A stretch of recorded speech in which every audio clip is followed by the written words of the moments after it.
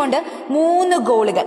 വിജയം അസാധ്യമായി തോന്നിയ മത്സരം അവർ അവിശ്വസനീയമായിട്ട് തിരിച്ചുപിടിച്ചു. ഈജിപ്തിന്റെ പോരാട്ട വീര്യത്തിന് നിറഞ്ഞ കയ്യടിയാണ്. പക്ഷേ വിമർശിക്കാൻ വേണ്ടി കാത്തിരുന്നവരുടെ മുന്നിൽ പടിയായി ഉയർന്നു പൊന്തി ക്വാർട്ടർ ഫൈനലിലോട്ട് മെസ്സിയും കൂട്ടരും എത്തിയിരിക്കുകയാണ്.